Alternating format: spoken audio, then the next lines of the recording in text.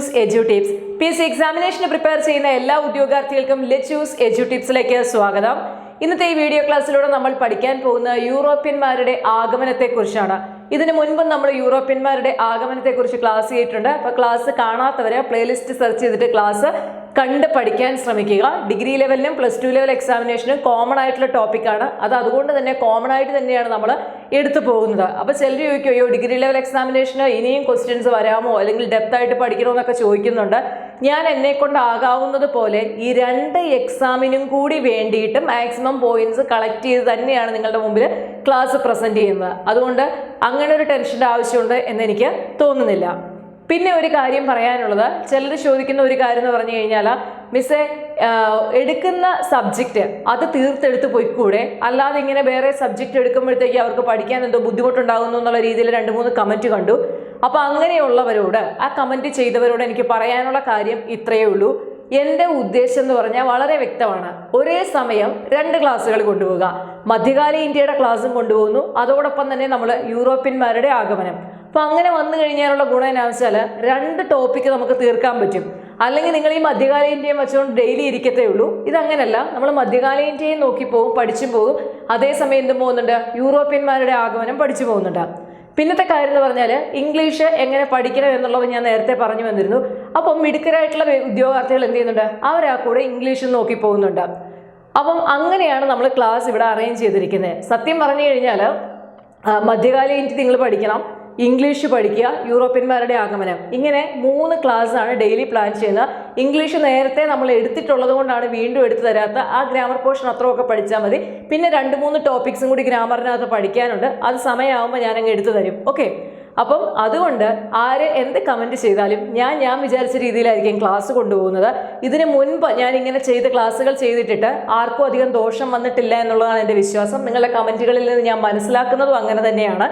കാരണം എനിക്ക് കുറേ വർഷങ്ങളുടെ എക്സ്പീരിയൻസ് ഉള്ളതാണ് ഈ PSC ഫീൽഡിനകത്ത്. പിന്നെ ഓൺലൈനകത്ത് വന്നിട്ട് 1 വർഷമേ ഉള്ളൂ, അത്രയേ ഉള്ളൂ. അത് നമ്മൾ യൂട്യൂബിലേക്ക് കടന്ന് വന്നിട്ട് 1 വർഷമേ ഉള്ളൂ.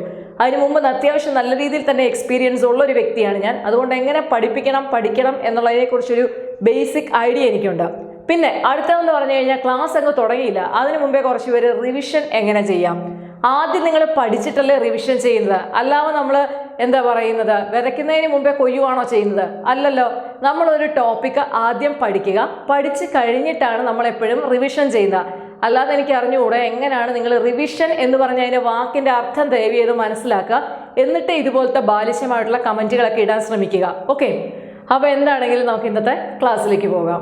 അപ്പോൾ നമ്മൾ ക്ലാസ്സിലേക്ക് പോവുകയാണ്. ഇന്നത്തെ ക്ലാസ്സിൽ നമ്മൾ ബോർഡ് യൂസ് ചെയ്യുന്നില്ല. വേറൊന്നും കൊണ്ടല്ല, ഞാനിപ്പോൾ രാത്രിയിലാണ് ഷൂട്ട് ചെയ്തുകൊണ്ടിരുന്നത്. അപ്പം നമ്മൾ ലൈറ്റ് അറേഞ്ച് ചെയ്തിട്ട് ഒരു എന്താ പറയുന്നത്, ബോർഡൊന്നും ഒട്ടും ഇങ്ങനെ ക്ലിയർ അല്ലാതെയും ഭയങ്കരമായിട്ട് റിഫ്ലക്ഷൻ അടിക്കുന്ന പോലെയൊക്കെ തോന്നുന്നു. അപ്പോൾ നമുക്ക് ബോർഡ് യൂസ് ചെയ്യുന്നതിൽ ബുദ്ധിമുട്ടുണ്ട്. ഞാൻ എന്തെങ്കിലും എഴുതിയിട്ട് കഴിഞ്ഞാലും നിങ്ങൾക്ക് ഭയങ്കര എന്താ പറയുന്നത്, ഒട്ടും നിങ്ങൾക്ക് വ്യക്തമല്ലാതെ തോന്നും. അതുകൊണ്ടാണ് നമ്മളത് യൂസ് ചെയ്യാത്തത്. പക്ഷേ ഞാൻ ക്ലാസ് തന്നില്ലെങ്കിൽ എന്നെ പ്രതീക്ഷിച്ചിരിക്കുന്ന ഒരുപാട് ഉദ്യോഗാർത്ഥികൾ ഈ ലെറ്റ്സ് എഡ്യൂ ടിപ്സിൻ്റെ സ്ഥിരം വ്യൂവേഴ്സ് ആയിട്ടുണ്ട്. അപ്പോൾ അവരന്വേഷിക്കും, മിസ്സേ ക്ലാസ് എവിടെ എന്ന് അന്വേഷിക്കുന്നവരുണ്ട്. അവരോട് എനിക്ക് ഭയങ്കര സന്തോഷമേ ഉള്ളൂ. കാരണം അവർ പഠിക്കാനായിട്ട് ഭയങ്കര എന്താ പറയുന്നത്, ആർത്തി കാണിക്കുന്ന പോലെയാണ് അവരുടെ കാര്യം. നല്ല കാര്യം. അപ്പോൾ അവരെ ഉദ്ദേശിച്ചാണ് നമ്മൾ ക്ലാസ് ചെയ്യുന്നത്. ഈ ക്ലാസ്സിൻ്റെ നോട്ട് അപ്പോൾ നമ്മൾ അടുത്ത ക്ലാസ്സിൽ തരുന്നതായിരിക്കും. എന്ന് പറഞ്ഞ് മധ്യകാല ഇന്ത്യയുടെ ക്ലാസ്സിലായിരിക്കില്ല ഇതിൻ്റെ നോട്ട് തരുന്നത്. ഇതിൻ്റെ നോട്ട് എപ്പോഴാണ് തരുന്നത്, യൂറോപ്യന്മാരുടെ ആഗമനം എന്നുള്ളതിൻ്റെ കണ്ടിന്യൂഷൻ വരുന്ന സമയത്താണ് ഇതിൻ്റെ നോട്ട് തരുന്നത്. അപ്പോൾ സ്ഥിരം ക്ലാസ് കാണുന്നവർക്ക് അതേക്കുറിച്ചൊക്കെ നല്ല ബോധമുണ്ട്. അപ്പോൾ നമുക്ക് ഏതായാലും ക്ലാസ്സിലേക്ക് പോകാം. കഴിഞ്ഞ ക്ലാസ്സിൽ നമ്മൾ പറഞ്ഞ് അവസാനിപ്പിച്ചത് എവിടെയായിരുന്നു, വാസ്കോ ഡ ഗാമ 2ാമത് ഇന്ത്യയിൽ വന്നിട്ട് വീണ്ടും തിരിച്ചുപോയ കഥയാണ് പറഞ്ഞത് അല്ലേ. 1498 ഗാമ വന്നു, തിരിച്ചുപോയി. 1502 ഗാമ വന്നു, വീണ്ടും എന്ത് ചെയ്തു, അദ്ദേഹം ലിസ്ബണിലേക്ക് തിരിച്ചുപോയി. അത്രയും പറഞ്ഞ് അവസാനിപ്പിച്ചു. ഇനി ഇന്നത്തെ കഥയിലേക്ക് പോകാം. ഇന്നത്തെ കഥ എന്ന് പറയുന്നത് 1503 നോട്ട് ചെയ്തോണേ, 1503 ഫ്രാൻസിസ്കോ ഡി അൽബുക്കർക്കിന്റെ നേതൃത്വത്തിൽ ഒരു സംഘം ഇന്ത്യയിലെത്തി. ഫ്രാൻസിസ്കോ ഡി അൽബുക്കർക്ക്, അദ്ദേഹത്തിന്റെ നേതൃത്വത്തിൽ എന്ത് ചെയ്തു, ഒരു സംഘം ഇന്ത്യയിലേക്ക് എത്തുകയാണ് ചെയ്യുന്നത്. 1503 കൊച്ചി രാജാവ് പോർട്ടുഗീസുകാർക്ക് അവരുടെ വ്യാപാരശാലയുടെ സംരക്ഷണത്തിന് വേണ്ടിയിട്ട് ഒരു കോട്ട കെട്ടുവാനായിട്ട് പോർട്ടുഗീസുകാർക്ക് അനുവാദം കൊടുത്തു. അപ്പോൾ പോർട്ടുഗീസുകാർക്ക് കോട്ട കെട്ടുകാരായിട്ട് അനുവാദം കൊടുക്കുന്ന ആരാണ്, കൊച്ചി രാജാവാണ്. അങ്ങനെ കൊച്ചി രാജാവിന്റെ അനുവാദത്തോടു കൂടി 1503 സെപ്റ്റംബർ 27 അടിത്തറയിട്ട അല്ലെങ്കിൽ അടിക്കല്ലിട്ട ആ കോട്ടയാണ് യൂറോപ്യന്മാർ ഇന്ത്യയിൽ കെട്ടിയ ആദ്യത്തെ കോട്ട. അപ്പൊ യൂറോപ്യന്മാർ ഇന്ത്യയിൽ കെട്ടിയ ആദ്യത്തെ കോട്ടയാണ് ഏത്? മാനുവൽ കോട്ട. ഓർത്തു വെക്കാൻ എളുപ്പമാണ്. കാരണം എന്താ? ഡോം മാനുവൽ എന്ന് പറയുന്ന രാജാവാണ് എന്ത് ചെയ്യുന്നത്? അവരെ എല്ലാവരെയും ഇന്ത്യയിലേക്ക് പറഞ്ഞയച്ചത്. അപ്പൊ ഈ ഡോം മാനുവലിന്റെ ഓർമ്മയ്ക്ക് വേണ്ടിയിട്ടാണ് എന്ത് ചെയ്തത്? അവരെ ആ കോട്ടയ്ക്ക് എന്ത് പേരിട്ടു? മാനുവൽ കോട്ട. അപ്പൊ ഇനി നിങ്ങളത് ഓർത്തിരുന്നോളൂ കേട്ടോ. അപ്പൊ പോർച്ചുഗീസുകാര് അല്ലെങ്കിൽ യൂറോപ്യൻസ് ഇന്ത്യയിൽ നിർമ്മിച്ച ആദ്യത്തെ കോട്ടയായിരുന്നു ഏതാ? മാനുവൽ കോട്ട. അപ്പം കൊച്ചി രാജാവിന്റെ അനുവാദത്തോട് കൂടിയിട്ടാണ് അവരെന്ത് ചെയ്യുന്നത്? മാനുവൽ കോട്ട ഇവിടെ കെട്ടുന്നത്. അതുപോലെ തന്നെ ഇവര് 1504 സാമൂതിരിയുടെ കയ്യിൽ നിന്നും കൊടുങ്ങല്ലൂർ പിടിച്ചെടുക്കുകയും കൊടുങ്ങല്ലൂരിന് ചുറ്റും ഒരു വലിയ കോട്ട മതിൽ കെട്ടി. അപ്പൊ കൊടുങ്ങല്ലൂരിലെ രാജാവ്, അന്ന് സാമന്ത രാജാക്കന്മാരൊക്കെ ഉണ്ടല്ലോ, കൊടുങ്ങല്ലൂരിലെ രാജാവ് സാമൂതിരിയിൽ നിന്നും അകന്ന് സാമൂതിരിയെ വിട്ട പോർട്ടുഗീസുകാരുടെ കീഴിൽ സംരക്ഷണം നേടുകയാണ് ഉണ്ടായത്.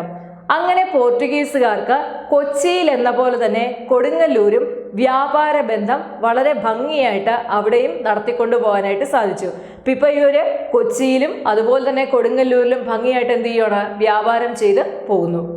ഇങ്ങനെയിരിക്കുന്ന അവസരത്തില് ഇന്ത്യയിലെ പോർച്ചുഗീസ് താല്പര്യങ്ങൾ സംരക്ഷിക്കപ്പെടുന്നതിന് വേണ്ടി പോർച്ചുഗീസ് രാജാവ് ഒരു രാജപ്രതിനിധിയെ ഇന്ത്യയിലേക്ക് അയച്ചു.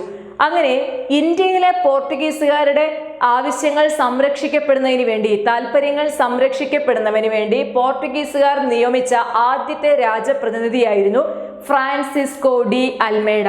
ആദ്യം നമ്മൾ പഠിച്ചത് അൽബുക്കർക്ക്, ഇപ്പൊ ആരാണ്? അൽമേഡ. നിങ്ങൾ രണ്ടാമത്തെ പേര് പഠിച്ചു വയ്ക്കുക കേട്ടോ.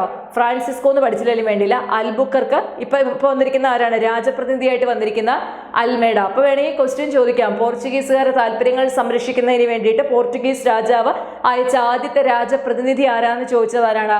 അൽമേഡയാണ്. അൽമേഡ ഇവിടെ വന്നതിന് ശേഷം എന്താ ചെയ്തതെന്ന് വെച്ച് കഴിഞ്ഞാൽ നിലവിലുള്ള കോട്ടകളെല്ലാം ബലപ്പെടുത്തുകയും പുതിയവ നിർമ്മിക്കുകയുമായിരുന്നു അൽമേഡയുടെ പ്രധാന പരിപാടി. അങ്ങനെ അദ്ദേഹം എന്ത് ചെയ്തു? നമ്മുടെ കണ്ണൂര്, മലാക്ക, കൊച്ചി എന്നിവിടങ്ങളിലൊക്കെയുള്ള കോട്ടകൾ ബലപ്പെടുത്താനൊക്കെ ആയിട്ട് ശ്രമം ആരംഭിച്ചു. അങ്ങനെ അദ്ദേഹം കണ്ണൂരിലെ കോട്ടയ്ക്ക് ഒരു പേരിട്ടു. അതാണ് എന്താ? സെയിന്റ് ആഞ്ചലോസ് കോട്ട. ഓക്കെ, അപ്പോൾ ഓർത്ത് വെക്കുക, സെയിന്റ് ആഞ്ചലോസ് കോട്ട ആരുടെ സമയത്താണ്? നമ്മുടെ അൽമേഡയുടെ സമയത്താണ് അതിന്റെ പേര് എന്തായി മാറിയത്? കണ്ണൂർ കോട്ടയുടെ പേര് സെയിന്റ് ആഞ്ചലോസ് കോട്ട എന്നായിട്ട് മാറുന്നത്. അപ്പൊ ഇദ്ദേഹം ഈ വരുന്ന സമയത്ത് തന്നെ നമുക്കിവിടെ ഉണ്ട് അറബികൾ അപ്പോഴും സാമൂതിരിയായിട്ട് എന്ത് ചെയ്യുന്നുണ്ട്? വ്യാപാരം നടത്തുന്നുണ്ട്. അപ്പൊ ഈ പോർട്ടുഗീസുകാരുടെ ഈ കേരളത്തിലെ വളർച്ച സാമൂതിരിയെ വല്ലാതെ അസ്വസ്ഥനാക്കി. അങ്ങനെ സാമൂതിരി എന്ത് ചെയ്തു? തുർക്കികളുടെയും അറബികളുടെയും ഒക്കെ സഹായത്തോട് കൂടിയിട്ട് ഒരു പുതിയ നാവിക സഖ്യത്തെ ഉണ്ടാക്കിയെടുത്തു. ഈ നാവിക സഖ്യം എന്ത് ചെയ്തു? പോർട്ടുഗീസുകാരുമായിട്ട് ഏറ്റുമുട്ടി. അങ്ങനെ 1506 അൽമേഡയുടെ പുത്രനായ ലോറൻസോ ഈ സാമൂതിരിയുടെ കീഴിലുള്ള നമ്മുടെ അറബികളുടെയും തുർക്കികളുടെയും ഒക്കെ നേതൃത്വത്തിലുള്ള ഈ ഒരു നാവിക സംഘത്തെ അദ്ദേഹം പരാജയപ്പെടുത്തിയുണ്ടായി. ഇങ്ങനെ ഇരിക്കുമ്പോഴാണ് 1508 മിർ ഹുസൈൻ്റെ നേതൃത്വത്തിൽ അറബികളുടെ ആവശ്യപ്രകാരം ഈജിപ്തിൽ നിന്നൊരു നാവിക സൈന്യം ഇന്ത്യയിലേക്ക് വരികയും അവർ എന്ത് ചെയ്തു? പോർട്ടുഗീസുകാരെ പരാജയപ്പെടുത്തി. പക്ഷെ കാലക്രമേണ എന്ത് ചെയ്തു? പോർട്ടുഗീസുകാരെ പകരം വീട്ടുകയും അവര് സമുദ്രത്തിന്റെ ആധിപത്യം, അതായത് എസ്പെഷ്യലി നമ്മുടെ എവിടുത്തെയാണ്? അറബിക്കടലിലാണ് ഈ പ്രശ്നങ്ങളെല്ലാം ഉണ്ടാകുന്നത്. നമ്മൾ നിൽക്കുന്നതല്ലേ, നമുക്കറിയാമല്ലോ, അറബിക്കടലിലെ തീരാണല്ലോ. അപ്പൊ അറബിക്കടലിന്റെ ആധിപത്യം തിരിച്ചാരും ഏറ്റെടുക്കുകയും ചെയ്തു? പോർട്ടുഗീസുകാര് ഏറ്റെടുക്കുകയും ചെയ്തു. 1509 അൽമേഡ എന്ത് ചെയ്തു? തിരിച്ച് ഇന്ത്യ വിട്ട് അദ്ദേഹം തിരിച്ചുപോയി. അങ്ങനെ ആ സ്ഥാനത്തേക്ക് അൽബുക്കർക്ക് അവരോധിതനായി. അപ്പൊ ഇതിനു മുമ്പ് അൽബുക്കർക്ക് രാജപ്രതിനിധിയായിട്ടല്ലായിരുന്നു ഇരുന്നത്. അൽമേഡയ്ക്ക് ശേഷം എന്ത് ചെയ്തു? ഫ്രാൻസിസ്കോ ഡി അൽബുക്കർക്ക് എന്ത് ചെയ്തു? അദ്ദേഹം രാജപ്രതിനിധിയായിട്ട് പദവി വഹിക്കാൻ തുടങ്ങി.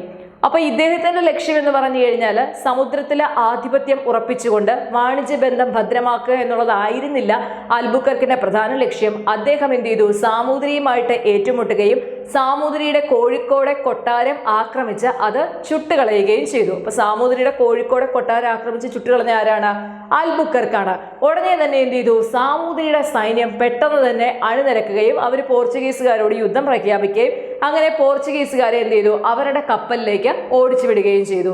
പിന്നീട് നമ്മുടെ സാമൂതിരിയും അതുപോലെ തന്നെ പോർച്ചുഗീസുകാരും തമ്മിൽ ഒരു സന്ധി ഉണ്ടാക്കുകയും അതനുസരിച്ച് അൽബുക്കർക്ക് കൊച്ചിയിൽ നിന്നും, അതായത് കേരളത്തിൽ നിന്നും അദ്ദേഹം എങ്ങോട്ടേക്ക് പോകാൻ തീരുമാനിച്ചു, ഗോവയിലേക്ക് പോകാനായിട്ട് തീരുമാനിച്ചു.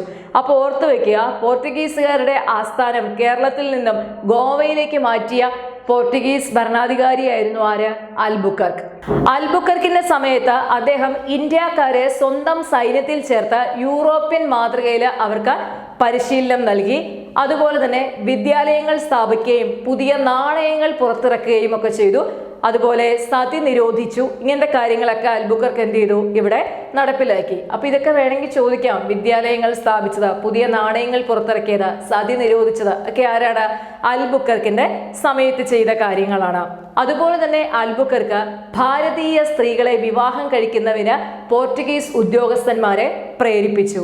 അതിന്റെ ലക്ഷ്യം എന്താന്ന് വെച്ച് കഴിഞ്ഞാൽ പോർച്ചുഗീസുകാരോട് കൂറുള്ള ഒരു യുവതലമുറയെ വളർത്തിയെടുക്കുക എന്നുള്ളതായിരുന്നു അതിന്റെ ലക്ഷ്യം. അദ്ദേഹം അങ്ങനെ ഭാരതീയ സ്ത്രീകളെ കല്യാണം കഴിച്ച് ഇവിടെ താമസിക്കുന്നതിന് വേണ്ടി കോട്ടയ്ക്കകത്ത് അവർക്ക് താമസിക്കുന്നതിനുള്ള ഏർപ്പാടൊക്കെ നൽകുകയും അങ്ങനെ ഒരു സങ്കരവാസ സങ്കേതം എന്നാണ് അറിയപ്പെട്ടത്. കാരണം പോർച്ചുഗീസുകാര് ഭാരതീയ സ്ത്രീകൾ അവർക്കുണ്ടാവുന്ന കുഞ്ഞുങ്ങൾ അപ്പൊ സങ്കരയിനങ്ങളാണ്. അപ്പോൾ ഇതിനു വേണ്ടിയിട്ട് പോർച്ചുഗീസുകാരോട് സന്നദ്ധത കാണിക്കുന്നതിന് വേണ്ടിയിട്ട് അദ്ദേഹം സങ്കരവാസ സങ്കേതങ്ങൾ ഉണ്ടാക്കാനായിട്ട് ശ്രമിച്ചു. അത് നടപ്പിലാക്കി. പക്ഷെ ഒരു പരിധിവരെ കേരളത്തിൽ പോർച്ചുഗീസുകാരുടെ പതനത്തിന് കാരണമായതും ഈ സങ്കരവാസ സങ്കേതങ്ങൾ തന്നെയായിരുന്നു എന്നാണ് ചരിത്രകാരന്മാർ അഭിപ്രായപ്പെടുന്നത്. പിന്നീട് 1515 ഫ്രാൻസിസ്കോ ഡി അൽബുക്കർക്ക് എന്ത് ചെയ്തു, അദ്ദേഹം ഇന്ത്യയിൽ നിന്നും പോകുന്നതിന് മുമ്പ് തന്നെ ഗോവയിൽ വെച്ച് മരിച്ചു. പിന്നെ അൽബുക്കർക്കിന്റെ പിൻഗാമിയായിട്ട് വരുന്നത് ലോപ്പോസോറസ് ആണ്. അൽബുക്കർക്കിന്റെ പിൻഗാമികൾ അശക്തരും അഴിമതിക്കാരുമായിരുന്നു. അൽബുക്കർക്കിന്റെ ഞാൻ പറഞ്ഞു പിൻഗാമിയായിട്ട് ലോപ്പോസോറസ് വന്നു. അപ്പൊ ലോപ്പോസോറസിന്റെ നേതൃത്വത്തിൽ ഒരു സംഘം പോർച്ചുഗീസുകാര് സാമൂതിരിയെ ആക്രമിക്കാനായിട്ട്, സാമൂതിരിയെ വധിക്കാനായിട്ട് ശ്രമിച്ചു. പക്ഷെ അത് വിഫല ശ്രമമായിരുന്നു. 1516 ലോപ്പോസോറസ് കൊല്ലം രാജ്ഞിയുമായിട്ട് ഒരു കരാറിൽ ഏർപ്പെടുകയും അതനുസരിച്ച് അവർക്ക് കൊച്ചിയിൽ നിന്ന് ലഭിക്കുന്ന നിരക്കിൽ തന്നെ കൊല്ലത്ത് നിന്ന് ചരക്കുകൾ കൊല്ലം തുറമുഖത്ത് കിട്ടിത്തുടങ്ങുകയും ചെയ്തു. ഓക്കെ, ഇനി അദ്ദേഹം ഞാൻ പറഞ്ഞ അശക്തനാണ്. അത് കഴിഞ്ഞ് വരുന്നതാണ് ഡി സെക്യൂറ. അപ്പൊ ഈ ഡി സെക്യൂറയാണ് പിന്നെ എന്തായി വരുന്നത്, പോർച്ചുഗീസ് ഭരണാധിപനായിട്ട് അല്ലെങ്കിൽ പോർച്ചുഗീസ് ഗവർണറായിട്ട് ഇവിടെ വരുന്നത്. അപ്പം ഈ ഡി സെക്യൂറയുടെ കാലത്ത് കൊച്ചി രാജാവ് പോർച്ചുഗീസുകാരുടെ സഹായത്തോടു കൂടി കോഴിക്കോട് ആക്രമിക്കുവാനായിട്ട് മുതിർന്നു. പക്ഷെ അതും എന്തായിരുന്നു, അതും പാഴായിട്ടുള്ള ഒരു ശ്രമമായി തീർന്നു. അതിനുശേഷം വരുന്നത് ഡ്വാർട്ടെ ഡി മെനസസിന്റെ പീരീഡാണ്. അപ്പൊ ഡ്വാർട്ടെ ഡി മെനസസിന്റെ കാലത്തും അദ്ദേഹവും വളരെ വീക്കായിട്ടുള്ള ഒരു വ്യക്തിയായിരുന്നു. ആ സമയത്ത് ഇവരെന്ത് ചെയ്തു, പല ആക്രമണങ്ങൾ അഴിച്ചുവിടുകയും പക്ഷെ അതെല്ലാം എന്തായി തീർന്നു, വിഫലമായിട്ട് പോവുകയാണ് ചെയ്തത്. വളരെ ദുർബലന്മാരായിരുന്നു എന്ന് നമുക്ക് മനസ്സിലാക്കാം. അപ്പൊ ഇവരൊക്കെ ദുർബലന്മാരായിരുന്നത് കൊണ്ട് തന്നെ എന്തുപറ്റി, 1524 വാസ്കോഡ ഗാമ വീണ്ടും ഇന്ത്യയിലേക്ക് വന്നു. പക്ഷെ അദ്ദേഹം ഇന്ത്യയിലേക്ക് വന്നത് എന്തായിട്ടാണ്, പോർച്ചുഗീസ് ഗവർണറായിട്ടാണ്. ഗാമയുടെ 3ാമത്തെ വരവ്. ഗാമയുടെ 3 വരവും പഠിച്ചു വെക്കണം, ക്വസ്റ്റ്യൻ കിട്ടാൻ സാധ്യതയുണ്ട്. ഗാമ എത്ര തവണ ഇന്ത്യ സന്ദർശിച്ചു എന്ന് ചോദിച്ചാൽ 3 തവണ. വർഷം അറിഞ്ഞു വെക്കണം, 1498, 1502, 1524. കഴിഞ്ഞ ക്ലാസ്സിൽ നമ്മൾ നോട്ട് എഴുതിയതാണ് അല്ലെ. അങ്ങനെ 1524 എന്ത് ചെയ്തു, ഗാമ ഇന്ത്യയിലേക്ക് വീണ്ടും വന്നു. 1524 ഇന്ത്യയിലേക്ക് വന്ന ഗാമയ്ക്ക് അധിക നാളൊന്നും ഇവിടെ ഭരിക്കാൻ സാധിച്ചില്ല. 3 മാസം അദ്ദേഹത്തിന് ഭരിക്കാൻ സാധിച്ചുള്ളൂ. 1524 ഡിസംബർ 24 ഗാമ എന്ത് ചെയ്തു, അദ്ദേഹം കൊച്ചിയിൽ വെച്ച് മരിച്ചു. അപ്പൊ ഗാമയുടെ ഭൗതിക ശരീരം അടക്കം ചെയ്ത് കൊച്ചിയിലെ സെന്റ് ഫ്രാൻസിസ് ചർച്ചിലായിരുന്നു. ഓക്കെ, അപ്പൊ ഇതൊക്കെ വേണമെങ്കിൽ ചോദിക്കാവുന്നതാണ്. ഗാമയുടെ ഭൗതിക ശരീരം അടക്കം ചെയ്ത് എവിടാന്ന് ചോദിച്ചാൽ കൊച്ചിയിലാണ്, സെന്റ് ഫ്രാൻസിസ് ചർച്ചിലായിരുന്നു അടക്കം ചെയ്ത. ഇനി ഗാമയ്ക്ക് ശേഷം അധികാരത്തിൽ വന്ന ഹെൻറിക് ഡി മെനസസ് എന്ന് പറയുന്ന പോർച്ചുഗീസുകാരനാണ്. പോർച്ചുഗീസ് ഗവർണറായിട്ട് വരുന്ന ഹെൻറിക് ഡി മെനസസ് ആണ്. ഹെൻറിക് ഡി മെനസസ് വന്നതിന് ശേഷം അദ്ദേഹം ചെയ്ത ആദ്യ പ്രവൃത്തി എന്ന് പറയുന്നത് കണ്ണൂരിലെ രാജാവിന്റെ കപ്പിത്താനായിട്ടുള്ള വലിയ ഹസനെ അദ്ദേഹം വധിച്ചു. അപ്പം ഓഫ് കോഴ്സ് എന്ത് ചെയ്തു, ഇവിടെ കണ്ണൂർ രാജാവും പോർച്ചുഗീസുകാരും തമ്മിലുള്ള ബന്ധം വഷളാവാൻ തുടങ്ങി. അപ്പം ഇതിനിടയ്ക്ക് വേറെ കുറച്ച് കാര്യങ്ങളൊക്കെ നടക്കുന്നുണ്ട്. സാമൂതിരിയും കോലത്തിരിയുമായിട്ട് ചർച്ച നടത്തുകയും അവർ തമ്മിൽ വീണ്ടും രമ്യതയിലേക്ക് വന്നുകൊണ്ടിരിക്കുന്ന സമയമാണ്. അപ്പം ഈ സമയത്ത് പോർച്ചുഗീസുകാരും കണ്ണൂർ രാജാവ് അല്ലെങ്കിൽ കോലത്തിരിയൊക്കെ ആയിട്ട് എന്ത് ചെയ്തു, ബന്ധം വളരെ വഷളായിക്കൊണ്ട് ഇരുന്നു. അപ്പൊ ഇങ്ങനെയുള്ള ഈ ഒരു അവസരത്തിലാണ് എന്ത് ചെയ്യുന്നത്, സാമൂതിരിയുടെ സേനാനായകന്മാരായിരുന്ന കുഞ്ഞാലിമരയ്ക്കാർമാരുടെ രംഗപ്രവേശം വരുന്നത്. അപ്പൊ ഈ സമരങ്ങളിലൂടെയാണ് ശരിക്കും പറഞ്ഞു കഴിഞ്ഞാൽ കുഞ്ഞാലിമരയ്ക്കാർമാർ ശ്രദ്ധേയനാകുന്നത്. സാമൂതിരിയെ യുദ്ധങ്ങളിൽ സഹായിച്ചിരുന്നതാണ് ആര്, കുഞ്ഞാലിമാർ. അവർ ശരിക്കും പറഞ്ഞു കഴിഞ്ഞാൽ കൊച്ചിയിലെ എന്താ പറയുന്നത് കടൽ കച്ചവടക്കാരായിരുന്നു കുഞ്ഞാലിമാർ എന്ന് പറയുന്നത്. ഇപ്പൊ കൊച്ചിയിലെ കടൽ കച്ചവടക്കാരായിരുന്നു കുഞ്ഞാലിമാർ. പോർട്ടുഗീസുകാർ കൊച്ചിയിൽ വന്നപ്പോൾ പോർട്ടുഗീസുകാരും കൊച്ചി രാജാവും തമ്മിൽ നല്ല ബന്ധമാവുകയും കൊച്ചി രാജാവ് അവർക്ക് വേണ്ട സഹായമൊക്കെ ചെയ്തു കൊടുക്കുകയും കൊച്ചി രാജാവിന്റെ ആനുകൂല്യം പോർച്ചുഗീസുകാർ കൈപ്പറ്റുകയൊക്കെ ചെയ്ത സമയത്ത് എന്ത് ചെയ്തു, ഈ കടൽ കച്ചവടക്കാര് കൊച്ചിയിൽ നിന്നും എങ്ങോട്ട് പോയി, സാമൂതിരിയുടെ നാട്ടിലേക്ക് പോവുകയും ചെയ്തു. അങ്ങനെ സാമൂതിരി എന്ത് ചെയ്തു, അവരുടെ സേവനം പ്രയോജനപ്പെടുത്തുകയും സാമൂതിരിയുടെ നാവിക സൈന്യത്തിന്റെ പടയാളികളായിട്ട് തലവന്മാരായിട്ട് സാമൂതിരി ഇവരെ അപ്പോയിന്റ് ചെയ്യുകയും ചെയ്തു. അപ്പോൾ നമുക്ക് ക്വസ്റ്റ്യൻ തരുന്ന സമയത്ത് കുറച്ച് കുഞ്ഞാലിമാരെ പറ്റിയുള്ള ക്വസ്റ്റ്യൻ ഞാൻ തരാം, ഇപ്പം ഞാൻ പറയുന്നില്ല. അപ്പോൾ നമുക്ക് അന്നേരം ആ ഒരു സമയത്ത് നമുക്ക് ക്വസ്റ്റ്യൻ എങ്ങനെ വരും എന്നുള്ളത് അപ്പം നോക്കാം. അപ്പോൾ തൽക്കാലം നമ്മളിപ്പോൾ ഇവിടെ പോർച്ചുഗീസുകാരുടെ ഏതാണ്ട് അധപ്പതനം കണ്ടു. അപ്പോൾ ഇന്നത്തെ നമ്മുടെ ക്ലാസ് ഇവിടെ നിർത്തുകയാണ്. ഞാൻ പറഞ്ഞു രാത്രിയിൽ ഷൂട്ട് ചെയ്യുന്നതുകൊണ്ടാണ്, ബോട്ടിൽ എഴുതുന്നതിന് ബുദ്ധിമുട്ടുള്ളത് കൊണ്ടാണ് എന്ത് ചെയ്തത് ഇപ്പം ഇങ്ങനെ ഒരു പ്ലേസ് ചെയ്യാൻ തിരഞ്ഞെടുത്തത്. അപ്പം അടുത്ത ക്ലാസ്സിൽ എന്താണെങ്കിലും യൂറോപ്യന്മാരുടെ ആഗമനം എന്ന് പറയുന്നത് നമ്മുടെ ക്ലാസ്സിന് മുമ്പ് ഇതിൻ്റെ നോട്ട് കഴിഞ്ഞിട്ടേ ബാക്കി ഭാഗങ്ങളിലേക്ക് പോകുള്ളൂ. പിന്നെ നിങ്ങൾ നല്ല രീതിയിൽ പഠിക്കാനായിട്ട് ശ്രമിക്കുക. സമയം കുറവാണ്, ഓർത്തോണം, സമയം വെറുതെ വേസ്റ്റ് ആക്കരുത്. ഓക്കെ. പിന്നെ 10th ലെവൽ പ്രിലിമിനറി എക്സാം എഴുതാൻ പോകുന്നവർ ചോദിക്കുന്നുണ്ട്, ഞങ്ങളെ മറന്നോ, ഇനിയും കുറച്ച് പേരും കൂടി എക്സാം എഴുതാനുണ്ടെന്ന്. നിങ്ങളെ മറന്നിട്ടില്ല, പക്ഷെ എൻ്റെ സമയക്കുറവ് കൊണ്ടാണ്. സമയം അനുസരിച്ച് ഞാൻ ക്ലാസ്സുകൾ തരാം. സത്യം പറഞ്ഞു കഴിഞ്ഞാൽ എനിക്ക് കുറേ കറണ്ട് അഫയേഴ്സ് തന്നെ എന്നൊക്കെ ആഗ്രഹമുണ്ട്, പക്ഷെ നടക്കുന്നില്ല, തിരക്കാണ്. അതുകൊണ്ടാണ് ചിലർ വിളിക്കുമ്പോൾ പോലും എനിക്ക് റിപ്ലൈ കൊടുക്കാൻ പോലും പറ്റുന്നില്ല. അത്രത്തോളം ഇപ്പം തിരക്കിലൂടെയാണ് പോയിക്കൊണ്ടിരിക്കുന്നത്. അതുകൊണ്ട് എന്നെപ്പറ്റി അങ്ങനെയൊന്നും ആരും വിചാരിക്കേണ്ട, നിങ്ങളെ ഞാൻ മറന്നിട്ടൊന്നുമില്ല. കാരണം ഞാൻ നിങ്ങളോട് പലതവണ എൻ്റെ ലക്ഷ്യം പറഞ്ഞിട്ടുണ്ട്. എൻ്റെ ലക്ഷ്യം എന്ന് പറഞ്ഞു കഴിഞ്ഞാൽ ലെറ്റ്യൂസ് എഡ്യൂ ടിപ്സിൻ്റെ സ്ഥിരം വ്യൂവേഴ്സ് അവരെന്ത് ചെയ്യുക, അവരായിരിക്കണം ഇനിയുള്ള ഗവൺമെൻറ് സർവീസിൽ എത്തേണ്ടത്. അതാണ് ലക്ഷ്യം. അതിന് വേണ്ടിയിട്ടാണ് നമ്മൾ പ്രയത്നിക്കുന്നത്. അപ്പം അതിന് തന്നെ നിങ്ങളും പ്രയത്നിക്കുക. നമുക്ക് അങ്ങനെ എന്ത് ചെയ്യാം, ഇപ്പം തന്നെ അത്യാവശ്യം കുറേ പേർക്കൊക്കെ നല്ല മാർക്ക് 10th ലെവൽ പ്രിലിമിനറി എക്സാമിനേഷന് സ്കോർ ചെയ്തിട്ടുണ്ട്. അപ്പോൾ അതൊക്കെ ഒത്തിരി സന്തോഷമുള്ള കാര്യമാണ്. നിങ്ങൾ ഈ കാണിക്കുന്ന റെസ്പോൺസാണ് എനിക്ക് തിരിച്ചും നല്ല രീതിയിൽ ക്ലാസ്സുകൾ തരാനായിട്ടുള്ള പ്രചോദനം. അപ്പോൾ നിങ്ങളുടെ സപ്പോർട്ട് വീണ്ടും പ്രതീക്ഷിക്കുന്നു. ഇന്നത്തെ ഈ ക്ലാസ് അപ്പോൾ നിങ്ങൾക്ക് ഇഷ്ടപ്പെട്ടെങ്കിൽ നിങ്ങൾ എന്ത് ചെയ്യുക, ഈ ചാനലിൻ്റെ ലിങ്ക് ഒന്ന് മാക്സിമം ഷെയർ ചെയ്ത് എന്നെയും സപ്പോർട്ട് ചെയ്യുക. പിന്നെ ചെയ്യേണ്ട കാര്യം എന്ന് പറഞ്ഞു കഴിഞ്ഞാൽ ആദ്യമായിട്ട് ചാനൽ കാണുന്ന വ്യക്തികളാണെന്നുണ്ടെങ്കിൽ ചാനലൊന്ന് സബ്സ്ക്രൈബ് ചെയ്യുകയും കൂടി വേണം. അപ്പോൾ അടുത്ത ക്ലാസ്സിൽ നമുക്ക് ആദ്യം നോട്ട്, അത് കഴിഞ്ഞ് അടുത്ത യൂറോപ്യൻസിൻ്റെ ആഗമനത്തെക്കുറിച്ചുള്ള ബാക്കി കാര്യങ്ങളും കൂടി പഠിച്ചു പോകാം.